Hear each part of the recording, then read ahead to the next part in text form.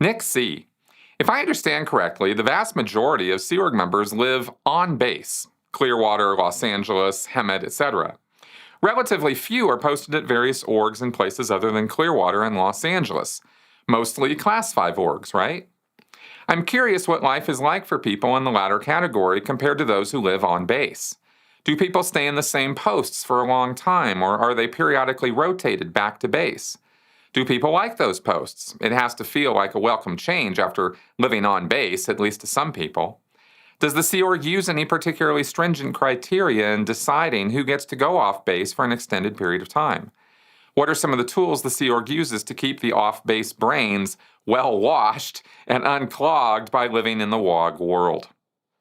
Okay, Nick, thanks for the question. And what you're talking about here are network personnel. And this is a posting, a kind of posting. In every Class 5 org, you're absolutely right. At the city level churches of Scientology, which we also call Class 5 orgs, that's how they're referred to, because they deliver up to Class 5 services. If you've watched my other videos, you get how all this works. Those outer orgs, right? You have Sea Org bases, and then you have these outer orgs at all the different cities: Denver, Milano, Stuttgart, St. Paul, etc. Right? City level churches. Those have like 4 or 5 mandatory postings that have to be filled by Sea Org members. And, I say mandatory postings, they're all supposed to be filled, but they rarely are fully posted. Usually when ideal orgs open up, they somehow manage to get those posts filled with Sea Org members. And within a year or two, usually they've been plucked out and moved on or transferred or something like that, but not always.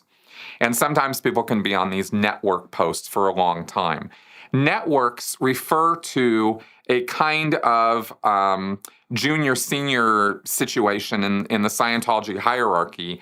Networks are Sea Org members posted at the city-level churches, so they're not on the 2.5 or the 5-year contracts like the staff members are. They are Sea Org members. They're there on the billion-year contract, right? They're working their whole life in the Sea Org, but they're posted at the city-level church to keep an eye on the place for management and report back compliance and observations. Networks are there for observation and compliance. So they're the eyes and ears of management on the ground, so that if the staff are saying one thing, if the network comes in and says another thing, it's probably the network who's telling us the truth, because that's the Sea Org member on the ground. They're more trusted than the staff are. And the networks operate under different zones or subjects, different topics. There's a flag banking officer who is in charge of all the bank accounts, for example, and he runs the finance lines of the local church. He sets up the bank accounts. He's the signatory on them. Any checks that get written, he has to sign off on them. He basically acts as a little bank for the church, right? Then you have a flag representative who is management's representative, the management of the church. Like I used to do org management, and a lot of times we would order the flag rep to look into something, tell us what you see, or tell us what's going on, or go ask the staff member why they haven't answered my telexes. We would do that sometimes. Or sometimes one network would get orders and a flag rep would get a cross-policing, to make sure that network does what they're ordered to do. So you get all kinds of little dynamics going on here, but the basic idea is that they're eyes and ears. So who are you going to send? Well, you're going to send the people you're going to trust, so you're going to sec check them. You're going to give them security checks, right? Interrogatories on the e-meter, and you're going to ask them lots of sharp and pointed questions about, are they planning on getting up to no good while they're out there? And if they've been out there, you sometimes pull them back every, year or so. They might it's not a scheduled thing. It's just sort of on average, maybe every year or so, they get pulled back to the base for a few days and get kind of raked over the coals and reminded of who they are and who they work for and what's going on, because we know that they've been out there in that real world for a while, and they might get tainted by some of the exposure to it. And they might be, watching some internet porn, and they might be doing this and that and the other thing. But as long as they don't go too far off the rails, generally they're given a pass and they get sent back out. But if they start looking up nasty stuff on the internet, right? They're watching my videos or they're watching Scientology in the Aftermath or something. Oh, they're going to be in all kinds of trouble. So this is all brought to the surface through sec checking. That's how this is controlled. They also could do a lighter version of that where they're just made to write their overts and withholds, do what's called an OW write-up, where the overts are their sins, right? And withholds are the things they're withholding. So you get them to sit, you sit them down in a room. You call them back to LA, let's say, and you sit them in a room and you give them a ream of paper and you say, get to writing, son. And, a day or two later, you come back and they've written a sheaf of stuff and you go stick them on a meter and say, did you write everything down? Did we miss anything? And if the meter's clean and the needle is floating, then they're good to go, right? I mean, that's how much trust they put in the e-meter. The silly fools. Anyway, so that is how networks are kind of dealt with. They're usually given specialist training in order to be network staff. They have to meet their network opposites, that kind of thing. Because like what happens is you have a flag rep, for example, in the org, and the programs chief at the management level is giving orders to the flag rep all the time.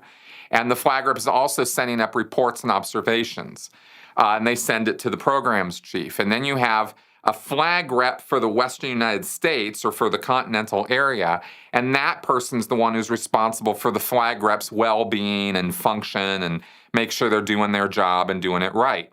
So if the programs chief has a problem with the flag rep, they'll go to the flag rep for the continental area and say, hey, this flag rep's screwing up, I'm not getting answers from them, or it looks like they're not doing their job or whatever, and can you pull them up and slap them around and get them back in order? And maybe they get them corrected locally at the local org, or they pull them up to the management area to get them sorted out that way. Okay, and as far as which networks there's a flag rep, which I told you about. There's a flag banking officer, FBO. There's an estates manager, which is usually the guy who literally is taking care of the building. I usually want those guys to be Sea Org, but that's gone on and off. Sometimes they are, sometimes they're not Sea Org. Same with the FBOs. They're not always Sea Org, or they always haven't had to be Sea Org in the past. I think they do now, since it has to do with money. And, of course, the flag reps are always Sea Org. And then you have the LRH communicator. That's another network, which has off and on been Sea Org. Maybe right now it's not, but when I left it was. And the LRH communicator is responsible for implementing L. Ron Hubbard's policies and tech standardly in the organization. And that mainly means that they clean his office and they kind of run around and work on recruiting new staff. They end up being over personnel more than anything else. But their function is to ensure that every area of the organization is actually operating exactly on what Hubbard wrote and said in his policies and bulletins, which I find hilarious considering that all those red volumes and green volumes of policies and tech right now aren't even in the orgs. They've pulled them all out, and they're not even using them. Apparently, for at least the last year, that's been the case. So I don't know what the LRH communicators are enforcing, but it's not anything written by L. Ron Hubbard these days. And let's see, is there any other networks? Oh, yes, of course, the DSA network, the OSA network, the Director of Special Affairs. And that is, again, sometimes a Sea Org member, many times not. Doesn't have to be at this point, and I don't think as a practice it has to be Sea Org anymore. And yeah, those are the networks I can remember off the top of my head. So hope that gives you some idea of what that's all about. As far as people, there are not people bucking to become network staff. It's not fun because it's a 24/7 thing where management could call you at 2 a.m. and make you go down to the org or make you go wake somebody up and do stuff. I mean, it's kind of a thankless job in that sense. You are away from the base though, so really your life is more chill. And depending on how much they're reporting on the staff and how much they're making the statistics go up is generally how they're regarded by management as to whether they're useful or not, right? Are the numbers going up or are the numbers going down? If the numbers are going down, they don't care how great your reports are or how great your observation is or how stupendously accurate you are about telling them how horrible everything is. They're going to think you're a horrible network staff member because you're not making the numbers go up. So that's at the end of the day what everybody's always judged on is the numbers. So there you go.